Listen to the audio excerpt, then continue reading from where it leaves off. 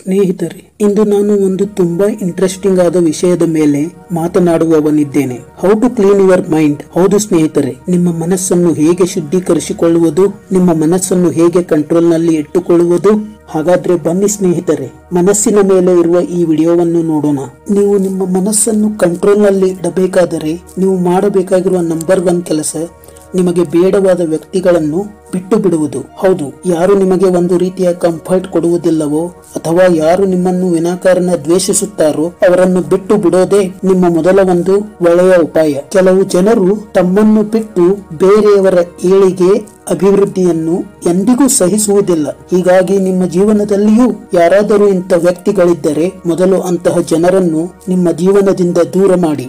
ನಿಮ್ಮ social circle ಆದಷ್ಟು ಮಟ್ಟಿಗೆ ಚಿಕ್ಕದಾಗಿರಲಿ.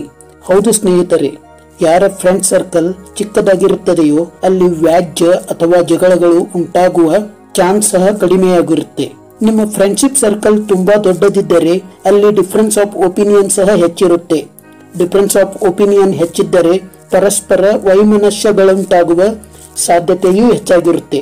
ಹೀಗಾಗಿ ನಿಮ್ಮ ಸೋಷಿಯಲ್ ಸರ್ಕಲ್ ಆದಷ್ಟು ಕಡಿಮೆ ಆಗಿರಲಿ ಅಥವಾ ಕಡಿಮೆ ಮಾಡಿಕೊಳ್ಳಿ. ಫೋಕಸ್ ಅನ್ನೋದು ಒಂದು ಶ್ರೇಷ್ಠ ಕಲೆ. ನಿಮ್ಮ ಮನಸ್ಸನ್ನು ಕಂಟ್ರೋಲ್ ಮಾಡಿಕೊಳ್ಳುವ ಮತ್ತೊಂದು ವಿಧಾನ ಬಿ ಪ್ರೆಸೆಂಟ್. ಅದನ್ನು ನೀವು ಮಾಸ್ಟರ್ ಮಾಡಿಕೊಳ್ಳಲೇಬೇಕು. ನಿಮ್ಮ ಪಾಸ್ಟ್ ಏನೇ ಆಗಿರಲಿ, ನೀವು ನಿಮ್ಮ ಮನಸ್ಸಿನ ಮೇಲೆ ಸತತ ಫೋಕಸ್ ಮಾಡಿ ಆದಷ್ಟು ಪ್ರೆಸೆಂಟ್ ನಲ್ಲಿ ಬದುಕಲು ಕಲಿತುಕೊಳ್ಳಿ.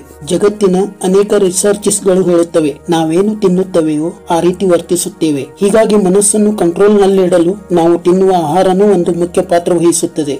So heat clean and clean your mind. ಸಾಧ್ಯವಾದಷ್ಟು ಜಂಕ್ ಫುಡ್ ಮತ್ತು ನಾನ್ ವೆಜ್ ಗಳಿಂದ ದೂರವಿರಿ. ಸಾಧ್ಯವಾದಷ್ಟು ತರಕಾರಿಗಳನ್ನು ತಿನ್ನಿರಿ. ನಿಮ್ಮ ಮನಸ್ಸನ್ನು ಕಂಟ್ರೋಲ್ ನಲ್ಲಿ ಇಟ್ಟುಕೊಳ್ಳುವ ಮತ್ತೊಂದು ಅದ್ಭುತ ವಿಧಾನ ಮೆಡಿಟೇಷನ್ ಅಥವಾ ಧ್ಯಾನ. ಧ್ಯಾನದಿಂದ ನಿಮ್ಮ ಮನಸ್ಸನ್ನು ಹೇಗೆ ಹತೋಟಿಯಲ್ಲಿ ಇಟ್ಟುಕೊಳ್ಳಬೇಕೆಂಬುದಕ್ಕೆ ಒಂದು ಕ್ಲಾರಿಟಿ ಸಿಗುತ್ತದೆ. ಧ್ಯಾನದಿಂದ ನಿಮ್ಮ ಮನಸ್ಸಿನಲ್ಲಿ ನಡೆಯುತ್ತಿರುವ ತಳಮಳಗಳನ್ನು ಸೂಕ್ಷ್ಮವಾಗಿ ಗಮನಿಸಬಹುದು. ಕೊನೆಯದಾಗಿ, ಮನಸ್ಸನ್ನು ಬೇರೆ ಕಡೆ ಕೇಂದ್ರೀಕರಿಸಬೇಕೆಂದರೆ ನೀವು ನಿಮ್ಮ ದಿನನಿತ್ಯದ ಕೆಲಸಗಳಿಂದ ಒಂದು ಬ್ರೇಕ್ ತೆಗೆದುಕೊಂಡು ಯಾವುದಾದರೊಂದು ನಿಸರ್ಗಧಾಮಕ್ಕೆ ಭೇಟಿ ನೀಡಿ. ನೀವು ನಿಸರ್ಗದ ಮಡಿಲಲ್ಲಿರುವಾಗ ಅಲ್ಲಿರುವ ಪ್ರಶಾಂತ ಪರಿಸರವನ್ನು ಅನುಭವಿಸಿ ಮತ್ತು ಆನಂದಿಸಿ, ಹಾಗೂ ಬದುಕಿನಲ್ಲಿರುವ ಎಲ್ಲಾ ಸಮಸ್ಯೆಗಳನ್ನು ಮರೆತು ಅಲ್ಲಿರುವ ಅದ್ಭುತ ವಾತಾವರಣವನ್ನು ಎಂಜಾಯ್ ಮಾಡಿ. ಸ್ನೇಹಿತರೆ, ಹೀಗೆ ಮೇಲೆ ಹೇಳಿದ ಕೆಲವು ವಿಷಯಗಳನ್ನು ತಪ್ಪದೇ ಪಾಲಿಸಿದರೆ ನೀವು ನಿಮ್ಮ ಮನಸ್ಸನ್ನು ಕಂಟ್ರೋಲ್ ನಲ್ಲಿಡುವುದು ತುಂಬಾ ಸಾಧ್ಯವಾಗುತ್ತದೆ.